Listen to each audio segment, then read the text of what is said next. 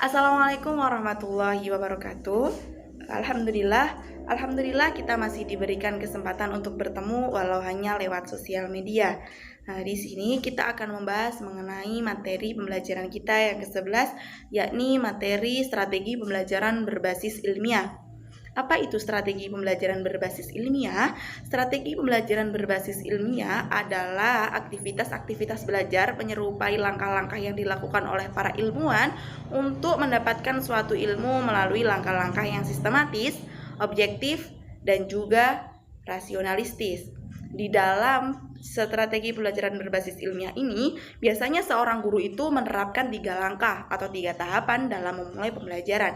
Tahapan yang pertama yakni tahap pembukaan atau pendahuluan. Biasanya pembelajaran itu didahului dengan adanya seperti contohnya menyanyikan lagu Indonesia Raya, mengheningkan cipta, dengan tujuan untuk menghasilkan siswa yang memiliki rasa rasionalisme yang tinggi dan rasa religiusme yang tinggi.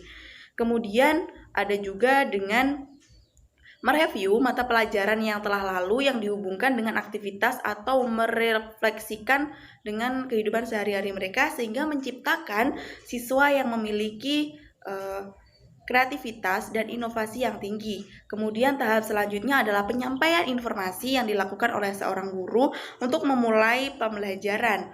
Di sini kita bisa menyampaikan tentang informasi yang akan dikaitkan dengan pembelajaran yang akan kita bahas hari ini. Kemudian tahap yang kedua adalah tahap inti. Di sini siswa melakukan pembelajaran dengan menggunakan langkah-langkah pembelajaran berbasis ilmiah. Langkah-langkah yang dilakukan dalam strategi pembelajaran berbasis ilmiah ini ada 5. Yang pertama yaitu mengamati, yang kedua menanya, mengumpulkan data, mengasosiasi, dan yang terakhir yaitu mengkomunikasi. Dalam tahap pertama yaitu mengamati, di sini siswa menggunakan 1 atau lebih panca inderanya untuk mengamati hal-hal atau fenomena-fenomena relevan yang disuguhkan oleh guru yang berkaitan dengan materi atau pokok pembelajaran yang saat ini. Di sini siswa diarahkan untuk melakukan pengamatan secara langsung atau dengan melalui media seperti video, gambar, atau yang lainnya. Kemudian setelah di dalam tahap mengamati ini pasti akan muncul sebuah rumusan masalah yang membuat siswa itu mengkonstruksi atau mengumpulkan konsep-konsep pertanyaan. Nah, setelah siswa sudah memiliki rekonstruksi atau konsep-konsep pertanyaan, maka kita melanjutkan tahap yang kedua yakni tahap menanya. Di sini tahap menanya itu berarti siswa mengajukan atau menyampaikan apa yang menjadi permasalahan di dalam pikiran atau yang membuat mereka mengganjalkan sesuatu. Kenapa hal ini bisa begini? Kenapa ini? Kenapa seperti ini? Nah, itu adalah sebuah pertanyaan.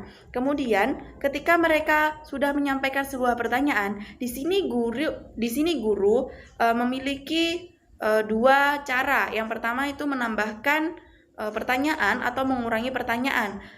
Bisa menambahkan pertanyaan atau menyempurnakan pertanyaan-pertanyaan murid itu ketika pertanyaan yang disampaikan murid itu seperti tidak sesuai atau kurang pas. Dan memasuki tahap yang ketiga yakni tahap pengumpulan data. Di sini guru mengarahkan siswa untuk mencari referensi sebanyak-banyaknya untuk menjawab pertanyaan yang telah disampaikan oleh seorang guru atau untuk menemukan suatu jawaban dari adanya masalah yang terjadi dalam proses pembelajaran. Dalam teknik pengumpulan data ini bisa dilakukan dengan berbagai cara seperti membaca buku, internet, atau wawancara. Yang penting di sini adalah bagaimana siswa mendapatkan referensi atas jawaban yang ia miliki. Nah, sehingga ketika teknik pengumpulan data ini sudah selesai, mereka mempunyai data atau jawaban untuk menjawab semua masalah yang ada dalam pembelajaran. Kemudian memasuki tahap yang keempat yakni mengasosiasi atau menalar. Di sini setelah kita mempunyai data atau data yang cukup untuk menjawab semua pertanyaan-pertanyaan yang diajukan oleh guru, kita menulis dalam bentuk naratif atau tabel atau yang lainnya.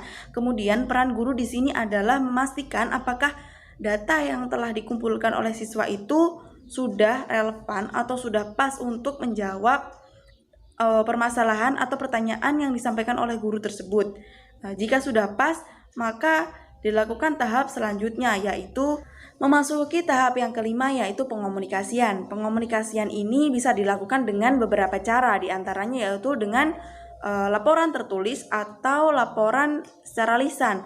Laporan secara lisan ini seperti presentasi yang dilakukan di depan kelas. Dalam laporan lisan ini, ketika salah satu teman menyampaikan laporannya, maka siswa yang lain yang tidak bertugas dalam menyampaikan laporan tersebut boleh menambahkan atau menyanggah, mengkritik apa yang telah didapatkan oleh teman yang lainnya sebagai proses dari pembelajaran tersebut. Dengan adanya pengomunikasian ini, diharapkan siswa dapat mempertanggungjawabkan apa yang mereka peroleh dari adanya langkah-langkah yang telah dilakukan dengan metode strategi pembelajaran berbasis ilmiah ini. Yang terakhir yaitu penutup. Di dalam kegiatan penutup ini, guru menutup pelajaran dengan memberikan kesimpulan atau jawaban yang dibutuhkan oleh siswa, sehingga di dalam hal ini akan membentuk siswa yang memiliki kecerdasan berpikir, kecerdasan kritis yang sangat tinggi, kecakapan yang baik, dan juga kemampuan interaksi antara satu dengan yang lain, dan juga pemahaman materi secara menyeluruh. Jadi cukup itu mungkin yang bisa Ibu sampaikan. Apabila ada kurang atau lebihnya, saya mohon maaf. Semoga ilmu yang saya sampaikan ini bermanfaat untuk kalian. Jaga diri baik-baik. Semoga kalian tetap sehat selalu. Wassalamualaikum warahmatullahi wabarakatuh. Dadah.